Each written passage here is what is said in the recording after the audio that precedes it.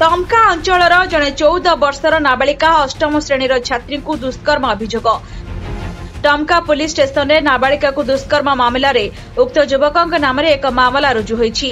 ए मामला को भित्ति करी अभियुक्त को चित्री नुआ गांव टमका पुलिस गिरफ्त करिछि।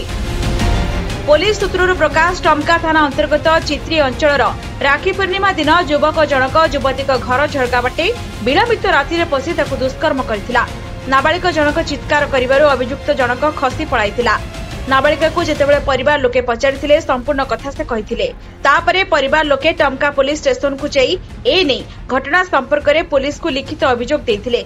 टमका पुलिस अभियोग पाई एक मामला रुजु करी केस नंबर 166/24 रे तदंत करी संपृक्त थिबा अभियुक्त उत्तम सिंह को जहां बयस 25 चित्री नुआ गांव गिरफ्त करी मेडिकल कराई कोर्ट चालान करिछि। आमे सब भितर शुईलु मो भौणी से शुईले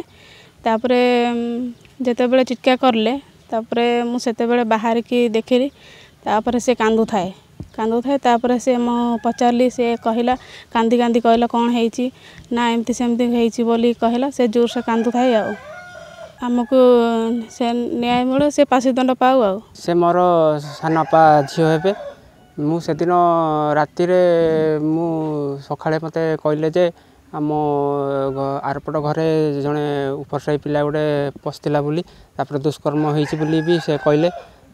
सकाଳେ भी आम सब जाइलु पचरा उचरा से तार डरिकी पूरा लुचिला पर आम थाना अभियोग कलु। से दिन घटनाटा आमर गोटे झरका थिला झरकार इटा थुआई इटा से भांगिकी पशिकी से शोला से झीटे आमर शोईकी ता सहित दुष्कर्म कला। जाजपुर तुषार रंजन साहू रिपोर्ट एरांचल लाइव।